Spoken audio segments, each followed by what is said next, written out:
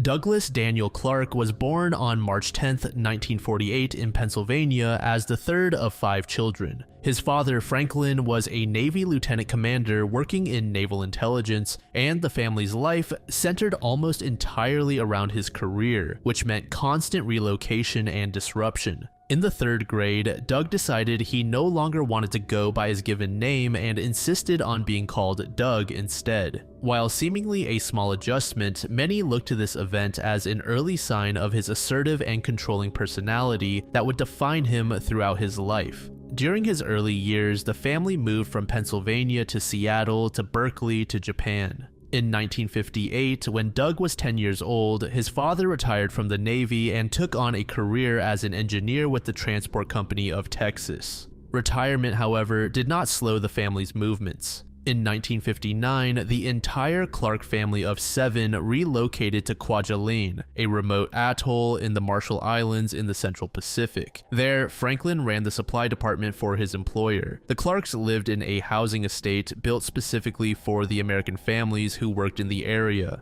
Other Americans living nearby later described the Clarks as pleasant people who kept to themselves. After approximately 2 years on the island, the family returned briefly to Berkeley before relocating again, this time to India. In India, the Clarks lived a wealthy lifestyle with household servants who waited on both the children and parents. These years of extraordinary privilege, including international travel, elite accommodations, and exposure to cultures across the globe, gave Clark an air of sophistication that he would use as a tool for manipulation for the rest of his life. He later claimed to have lived in 37 different countries. Eventually, both Doug and his brother Walt were sent to the prestigious International School of Geneva, a school attended by the children of United Nations diplomats, international celebrities, and European and Middle Eastern royalty. The contrast between the two brothers was stark. Walt was popular, outgoing, and well-liked. Doug was sullen, arrogant, and incapable of sustaining friendships. He showed no interest in his studies, refusing to do homework or complete assignments, and made almost no real connections with peers. It was in Geneva that Clark later claimed he first developed his appetite for deviant intimacy. He bragged constantly to classmates about romantic encounters with girls, whether anyone wanted to hear it or not. Walt would later recall that Doug had a habit of inserting himself into Walt's own relationships with the girls. He couldn't say exactly what Doug said to them, but after Doug spoke with them, they refused to see Walt again. His parents were called to the school on multiple occasions for incidents including public drunkenness, bicycle theft, and writing an erotic letter to a female teacher. He was eventually expelled, but even so, his parents later insisted to investigators that Doug had never shown any signs of behavioral problems as a child, a denial that Walt directly contradicted. Walt would say plainly that Doug had always lied to his parents and consistently gotten away with it. Following his expulsion from the school at around the age of 16, Doug was sent to Culver Military Academy in Indiana. His older siblings, Frank Jr. and Carol Ann, had already left home by this time. Walt was sent to a boarding school in Arizona, and his parents continued moving around the world, leaving Doug essentially on his own at Culver. During the 3 years he was there, he received only 1 visit from his mother and 1 visit from his father. At Culver, Clark was said to be intelligent but completely unmotivated. He scraped through academically with minimal work, participated in some sports, and played saxophone in the school's dance band. He had no close friends, but hung around a loose cluster of students who shared his contempt for authority and education. He bragged endlessly about his family's supposed wealth and all of the women he had seduced, just like his time in Geneva. His behavior and attitude led to repeated meetings with the school's therapist, Colonel Gleason, who sent numerous letters to Doug's parents about their son's misconduct. His deviant behavior at Culver escalated noticeably. He began bringing girls to his dorm room and secretly recording them during intimate acts, then replaying those tapes for classmates in an attempt to make them envious. At 17, he claimed to have met the love of his life, a 14-year-old girl named Bobby, whom he had taken away from another boy at a school dance. Doug graduated from Culver in 1967 27 at age 19 and went to live briefly with his parents, who were by then retired in Yosemite. When his draft notice came, he enlisted in the US Air Force, specifically in radio intelligence, which he saw as a way to keep himself out of the front lines of Vietnam. He was posted first to bases in Colorado and Ohio, then to Anchorage, Alaska, where he was assigned to decode Russian messages. As you could probably assume, the authority and hierarchy that came with military life was near intolerable to Doug. To balance out his misery, he threw himself into the city's nightlife, spending most of his free time in clubs and leaving each night with one of the dancers. Doug was eventually honorably discharged, and he drove south from Alaska with about $5,000 in savings, intending to reach the Mexican border, but stopped in Van Nuys when he arrived at his sister Carol Ann's home, where she was living with an abusive husband. By his mid-20s, Doug met and married a woman named Beverly in a North Hollywood bar. Beverly was not conventionally attractive and had a very poor self-image of herself, but she saw Doug's big ambitions and charming confidence as the cure to her low self-esteem. They bought a car upholstery business together, which Doug ran while Beverly worked and managed the books. Doug's ego would not allow him to take her advice about the business, despite the fact that she was the one keeping the finances organized. He insisted he was the one with superior intelligence and blocked her every suggestion. When the business began to fail, they sold it. Doug worked sporadically afterward at gas stations as a security guard and at swap meets, while Beverly increasingly carried their financial burden. She later said she could not identify exactly what went wrong in the marriage beyond the fact that he was lazy, drank heavily, and spent less and less time at home as the years went on. Additionally, there were other abnormal signs that Beverly saw no issue with, which most would disagree on. Doug liked to wear his wife's underwear, suggested wife swapping and introducing a third person in the relationship, and grew hostile when drunk. Beverly had persuaded him to join Alcoholics Anonymous as a condition of the marriage continuing, and he stayed sober for 2 years before reverting. In 1976, after 4 years of marriage, they separated for a brief time before committing to divorce.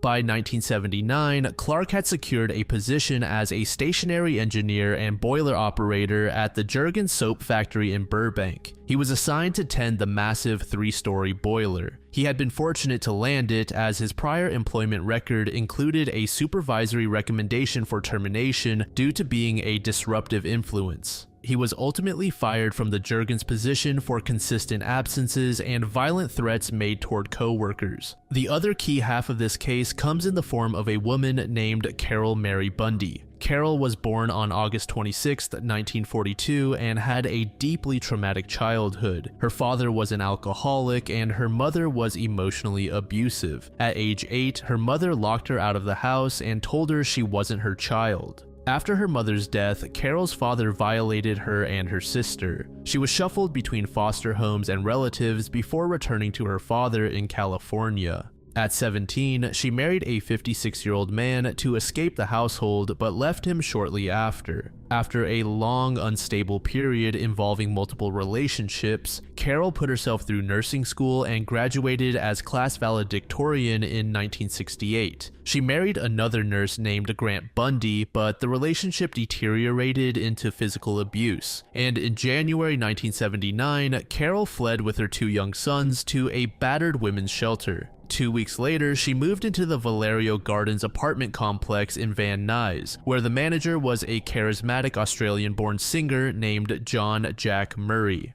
Carol fell deeply in love with Murray despite the fact that he was married and never intended to leave his wife. He exploited her emotionally and financially over the course of nearly a year, using money she gave him to pay off his van, lying about his wife having cancer to extract more funds, and continuing to sleep with her. On one occasion, Carol even deposited $13,000 into Murray's bank account. By late 1979, Murray had coldly told her to find somewhere else to live after she approached his wife. Carol moved to a new apartment, but Murray continued to visit her sporadically for romantic outings. She was emotionally devastated, and on the night of Christmas Day 1979, she went to the Little Nashville Country Western bar hoping to see Murray and found him dancing happily with his wife. That same night, across the room, she noticed a well-dressed, talkative blonde man smiling at her. This man was Doug. Carol later said she saw this as a sign that they were meant for each other. He was a gentleman throughout that first encounter, a complete contrast to every interaction she'd had with Jack Murray. He took her to another bar for dancing and left her at the end of the night with a promise that he would call her. Carol had never before met anyone she found as charming. Doug called within a couple of days. When he came to dinner and met Carol's two young sons, Chris and David, he was easy and warm with the boys. They happily climbed onto his lap after the meal, and Doug tucked them into bed, telling them he would be spending the night. Carol later recalled that first night together as remarkable. Doug was attentive and appeared to genuinely enjoy making her smile, and spent the night whispering to her about what a wonderful and intelligent woman she was. For a woman who had spent years being abused, exploited, and discarded by every man she had ever loved, this attention was overwhelming. By morning, she was completely under his influence. When he looked at her with a pained expression at dawn and suggested with apparent reluctance that he was having problems with his landlady and wondered if he might move some of his things into her apartment, Carol said yes immediately. As he left, he asked one more favor. He wanted a pair of her underwear to remember her by. Carol initially found this strange, but later interpreted it as romantic. When she brought her underwear to him, he handed them back as they were too large. This remark stung Carol a little, but she quickly moved past it as she found Doug, as she put it, adorable. By early 1980, Doug had moved in with Carol at her apartment on Lamona Street in Van Nuys. He worked days at the Jergens factory and spent nights manipulating Carol. Their relationship quickly developed a sadomasochistic character, and Doug introduced Carol to increasingly extreme fantasies. He told her that a woman who truly loved him should be willing to do anything for him, including kill for him. She agreed. Furthermore, Carol continued to send Murray love letters during this period, telling him she knew deep down that he really loved her and that she would wait for him. Murray continued to visit her for intimacy several times a week and ask for money. Carol never argued and did as Murray requested. Doug despised Murray immediately when they crossed paths at the Little Nashville club, though Carol initially interpreted this as jealousy.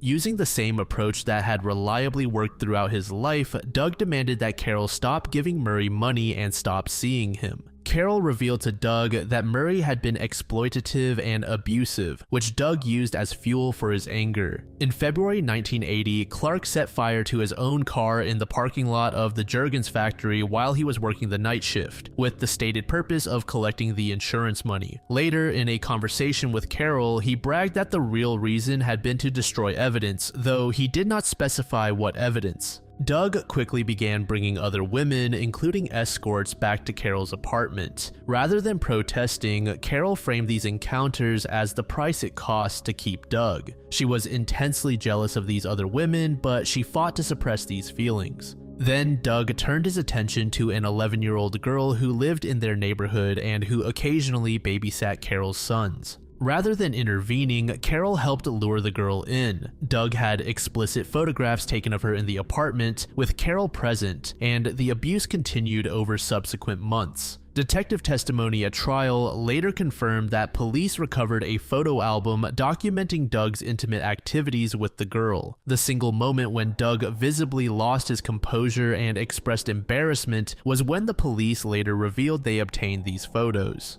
Throughout the spring of 1980, Doug became increasingly explicit about what he actually wanted. He told Carol and one other woman he was seeing about his ultimate fantasy. He wanted to kill a woman during intercourse so that he could feel the contractions at the moment of death. Doug also revealed to Carol that he was an ex-felon who had committed an armed robbery in Indiana and therefore could not legally purchase firearms himself. He directed her to a specific pawn store on Van Nuys Boulevard, went there the day before with Carol to select the exact guns he wanted, and then sent Carol alone to make the purchase and register the weapons in her name. On April 25, 1980, she walked into the pawn shop and bought two nearly identical 25 caliber Raven pistols. Under California law at the time, there was a waiting period of several weeks. 2 days after the purchase, on the night of April 27th, Doug drove a blue Buick station wagon to Sunset Boulevard and solicited a woman identified only as Charlene for her services. Once she entered the car, Doug attacked her, stabbing her repeatedly across her body. Charlene fought back with everything she had, grabbing the blade of the knife with her bare hand, severing tendons in her palm.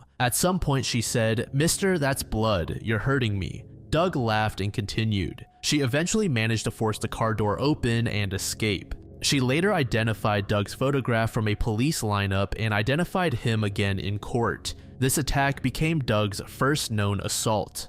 By May 16th, Carol received the pistols she had purchased. Doug took one of them and began carrying it in a clip-on holster inside his right boot. One of his girlfriends at the time, Eleanor Sissy Buster, later testified at trial that Doug carried both firearms routinely, with the other tucked inside his jacket. She added that he rarely went out without at least one of them. During the Memorial Day weekend in late May, Doug's former high school girlfriend, Frances Hayes, came to visit him in Los Angeles. He took her to Carol's apartment and retrieved the other pistol from Carol's closet, telling Hayes he was borrowing it because if police stopped him, he did not want to have a dirty gun, and the other pistol had not yet been fired. On May 31st, Doug committed what is considered his first confirmed murder. He was driving Carol's newly purchased Datsun when he encountered Marnette Comer, a 17-year-old runaway and escort from Sacramento who worked the Sunset Strip area, and lured her into the car. At some point during the encounter, Doug shot Comer multiple times. Unlike his later killings, this murder apparently did not go smoothly. Comer, upon realizing she had been shot and was being murdered, became enraged. She shouted at him and kicked at him wildly in the car, her foot missing Doug and instead connecting with the Datsun's gearshift handle, snapping it off.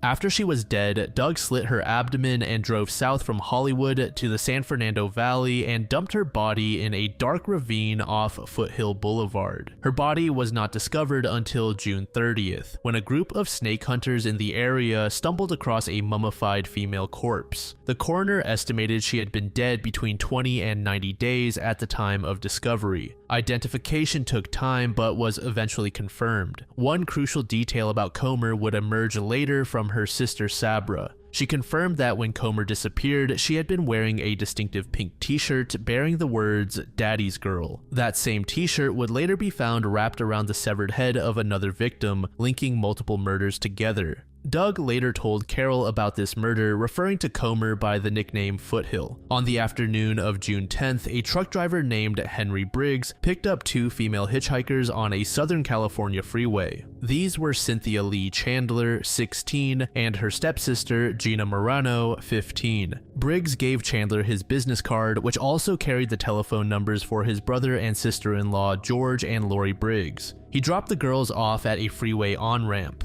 Morano always carried an address book containing the phone numbers and business cards of everyone she met. This was described by her father as something she treated as extremely important. Both girls had also attended a Hollywood party on June 1st, hosted by an attorney named Mark Gottesman, where Morano had spoken with a young woman named Mindy Cohen and received Cohen's telephone number, writing it in the address book she kept on her at all times. On the evening of June 11th, Doug was working an early shift, clocking out at 12:32 p.m. and called Sissy Buster, with whom he was currently staying, to tell her he would be late for dinner. He left Buster's home at 10:30 p.m. in the Buick station wagon, telling her he wanted to take photos of a car involved in a hit-and-run accident and borrowed her Polaroid camera. He did not return until approximately 2 a.m.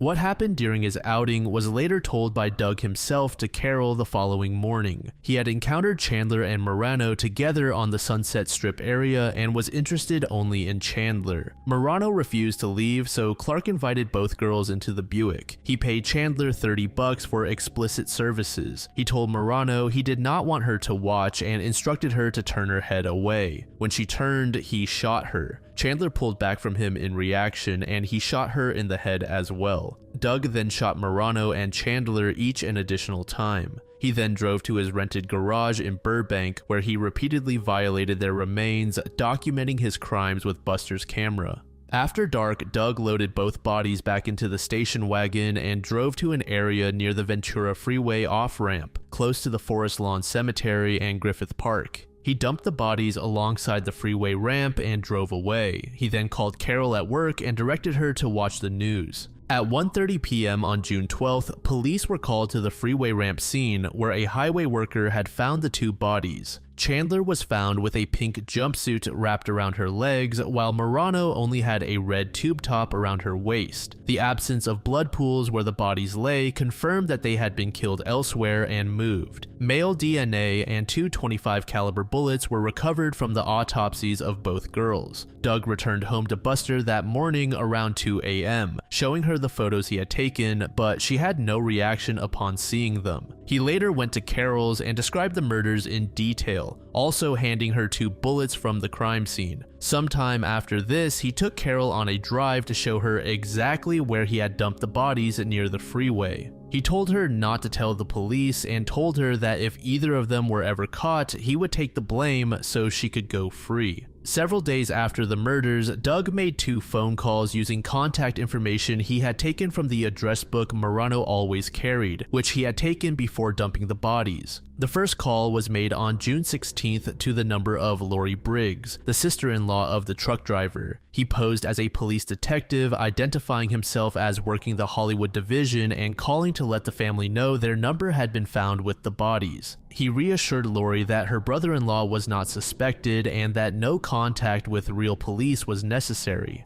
As the call continued, his tone shifted from formal to casual, and he noted that the girls had been working as escorts. Lori later told investigators the caller's manner had seemed odd, becoming less like a detective as the conversation went on. She later identified Doug's voice from a recording played for her by the police and again in open court. That same day, Doug also called Mark Gottesman's office, the attorney who had hosted the party where Marano had met Mindy Cohen. On June 22nd, he placed a third call, this time to Cohen, posing again as a detective investigating the murders. He told her that Marano had been shot in the head and Chandler in the heart. When Cohen asked how police had obtained her number, he said it had been found with the bodies. Cohen was unsettled by the call but had no reason to doubt its legitimacy. Then on July 24th at 7:11 a.m., Doug called Cohen again. This time, he dropped the detective facade. When Cohen answered, he asked if she remembered him calling previously about the murders.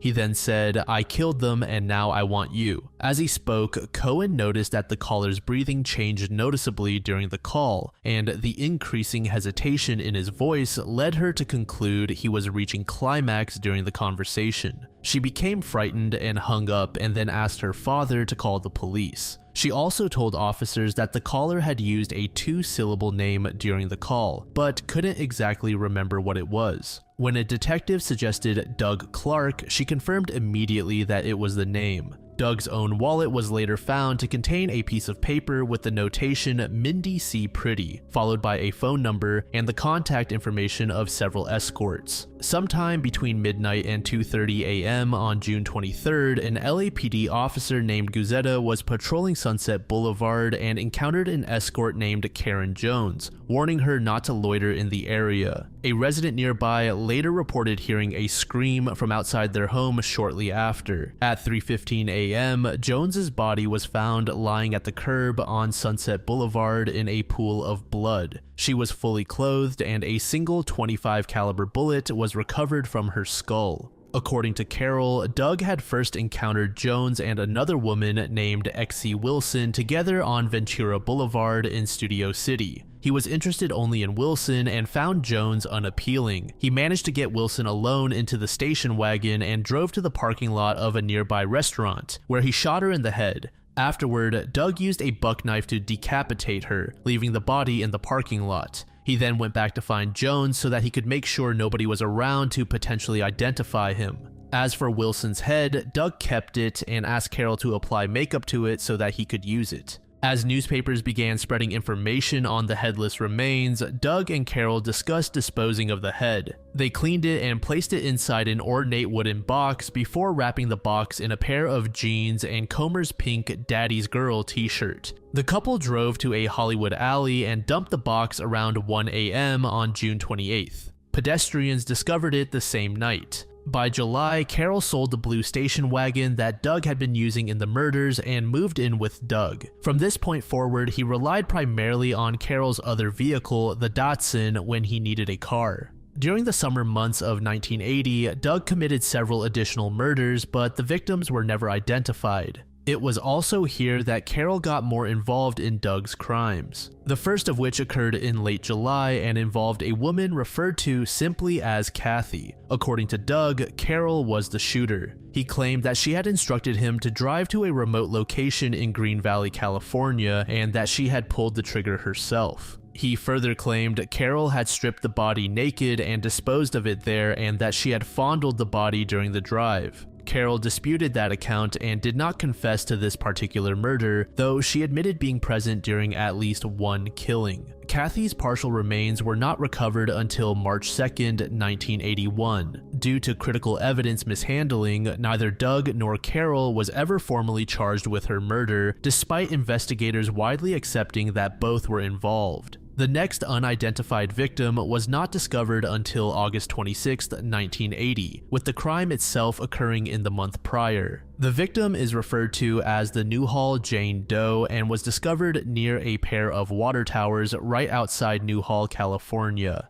A third unnamed victim was found on August 28th at the base of a hill in a mountainous area in Malibu, dubbing her the Malibu Jane Doe. Interestingly, Doug denies any involvement in this particular murder, but officials did not believe his alibi for the time frame and found him responsible. Around the same time period, Carol was drinking at the Little Nashville Club on a night when Murray was performing. Whether out of a need to confess, a desire to impress Murray, or simply due to alcohol, Carol began dropping hints to Murray about what she and Doug had been doing. Murray was genuinely alarmed at the information that was being shared. He told Carol that what she was describing sounded serious, and that he might have to go to the police, but never did. However, Carol interpreted that statement as a real and immediate threat to herself and the man she loved. Carol subsequently arranged what Murray understood as a typical date night. Murray agreed, and they arranged to meet in his van, which he parked 2 blocks from the Little Nashville Club. Unbeknownst to Murray, Carol had brought along a pistol, which she used to shoot Murray in the head. She was concerned that the bullet could be linked to the previous murders, so she removed Murray's head in order to remove the bullet. She left the body itself in the van along with shell casings. It took about 4 days before Murray's body was discovered. When Doug learned that his remains had been found along with casings, he quickly moved to dispose of the weapons that could potentially link him to Murray and the previous murders. He did this via his employment at the factory. He signed out on the visitor's log at 2:15 a.m. after signing in about 10 minutes earlier, stating that he had to retrieve an item. A nearby watchman noted that Doug wasn't carrying anything in his hands when he arrived, but he was wearing a jacket large enough to conceal several items. As it turned out, Doug had indeed hidden both pistols under his jacket and made his way to the boiler room to dispose of them. This journey to the boiler room would have taken about 5 minutes, which fit perfectly into the time frame on the log. When he returned to his apartment, Carol asked what he had done with the guns. Doug chose to ignore her, but she was already aware that he had previously used the boiler room at the factory to conceal other weapons in the past. Suspecting that he had done the same, Carol was enraged as she had instructed Doug to get rid of them completely and not just hide them. While Doug's mentality was strong enough to bear the growing pressures of hiding murders, Carol's was not. With Murray dead and the guilt of that murder layered on top of everything else she had participated in, she was accelerating toward a complete breakdown. She arrived at work at Verdugo Hills Hospital on August 11th, 1980, and by her own account, she could barely hold herself together. She had not slept all night, and at some point during her shift, she started sobbing in front of a coworker saying, "I can't take it anymore. I'm supposed to save lives, not take them." The coworker did not know what to make of the statement, but understood that it was serious. She reported what Carol had said to supervisors, and they contacted law enforcement. Police took Carol in for questioning, where she provided a detailed confession. She immediately shared that she had killed Jack Murray. She also stated that she had helped Doug dispose of Murray's head, implicating Doug in the murder as well, though the extent of Doug's involvement in the Murray aftermath was later contested. She then described Doug's involvement in the Sunset murders in detail. She told police that she had discovered sometime in June 1980 that he was the person responsible for the killings she had been reading about in the newspapers. She described specific murders, including the Chandler Morano killings, the Jones-Wilson murders, amongst other incidents. Furthermore, Carol described her own role in purchasing the guns, cleaning and freezing Wilson's head, and helping dump the box that contained it. She also informed officials that she had an idea on where Doug may have hidden the guns. Based on this information, police moved on Doug immediately. He was arrested at the Juergens factory in Burbank that same day, initially only in connection with his possible involvement in the Murray murder. The police interrogation was conducted by detectives Orozco and Stallcup. Doug was cooperative in a selective and careful way, admitting to things he apparently believed were harmless while deflecting on everything that mattered. He admitted freely that he regularly strolled Sunset Boulevard and other streets for escorts, and that he knew approximately 100 different girls during his time in Los Angeles. He admitted going to clubs as an ego trip, being the one man in the room who left with the dancer. He described his romantic history and practices with apparent frankness, including telling detectives that his mother had once caught him dressed in her and his sister's underwear when he was 9 years old. When detectives showed him photographs of the victims identified in the Sunset murders, Doug recognized Cynthia Chandler's photograph immediately. He said he recognized her as a part-time escort he had met at the Malibu Pier, but couldn't remember her name. He added that the two of them had partied about a half-dozen times. When Doug learned about her death, he claimed to have been upset and scared because she had his phone number. He denied knowing the other victims and was adamant that he was not the killer. When detectives asked him about the two Raven pistols, his composure waned slightly.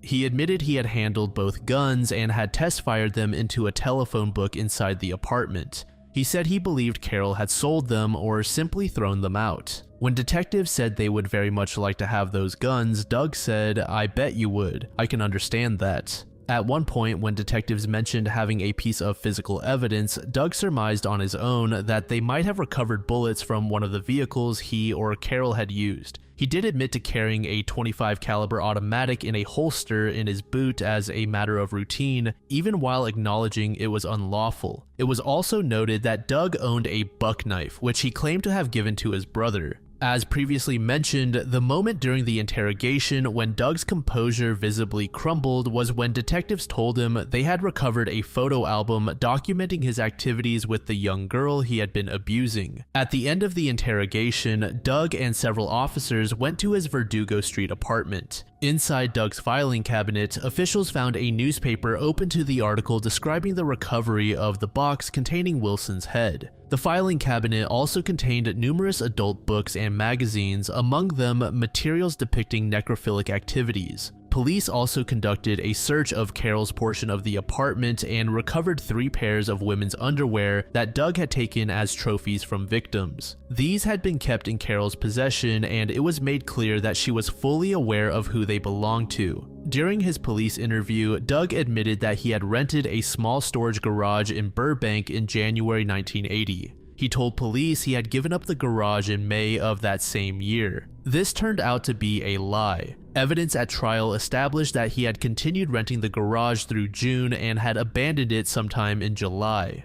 When police searched the garage, they found several dark stains on the concrete floor that tested positive for blood. One stain was a smear approximately 2.5 feet wide and 8 feet long, as if something large and bloody had been dragged across the floor. Another stain contained a partial boot print that also tested positive for blood. Doug was wearing black boots at the time of his arrest, which matched the print found in the garage. Police also seized a large painting of a ski scene from the apartment. Evidence established that this painting had previously been kept in the rental garage, and several spots of blood were found on the back of the painting. Analysis identified blood type and enzyme characteristics that matched the blood of Marano. Following the arrests, law enforcement officers searched both of Carol's vehicles. Inside the station wagon, officers recovered .25 caliber casings traceable to both of the weapons Carol had purchased. Blood evidence was also found inside both vehicles. These matched up with both Jones and Wilson. 4 days after the arrest, the 2 Raven pistols that Doug had hidden in the boiler room were recovered. The discovery came about through a co-worker named Carlos Ramos. He was a steam boiler operator at the factory whom Doug had been training. Carlos had previously seen Doug cleaning guns at work. When word spread through the factory that police were going to search the plant, Carlos went up to the boiler room himself before the police arrived and found 2 pistols inside a bag hidden in a remote area near the top of the boiler. Doug's trial began in 1982 and was drawn out significantly by his own deliberate obstructionism. He cycled through attorneys, ultimately representing himself while keeping court-appointed counsel on standby. He obtained access to the law library and used legal knowledge to generate endless motions and demands, using foul language in court and creating delays. A forensic psychiatrist later testified that Doug had antisocial personality disorder. Carol was not called by the prosecution, but instead, Doug called her as a defense witness, expecting that she would support his claim that she and Murray were the true killers. Carol, however, having been granted immunity for her testimony, took the stand and outed Doug. On January 28, 1983, the jury convicted him on 6 counts of first-degree murder with special circumstances, plus 1 count each of mutilation of human remains, attempted murder, and mayhem.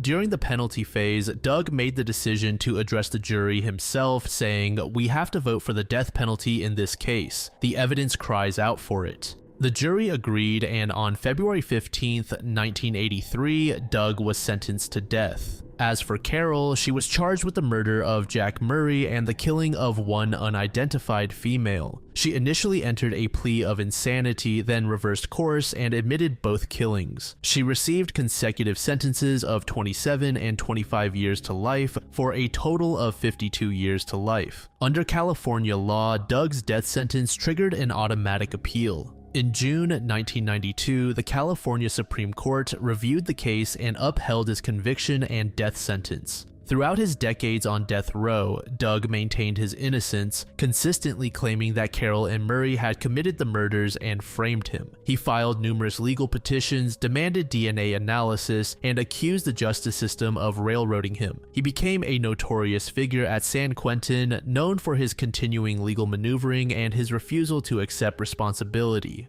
In 2006, California imposed a moratorium on executions, meaning Doug was never actually put to death. Carol died in prison of heart failure on December 9, 2003 at age 61. Then on October 11, 2023 at age 75, Doug died of cardiovascular disease at a medical facility near San Quentin, having spent over 40 years on death row.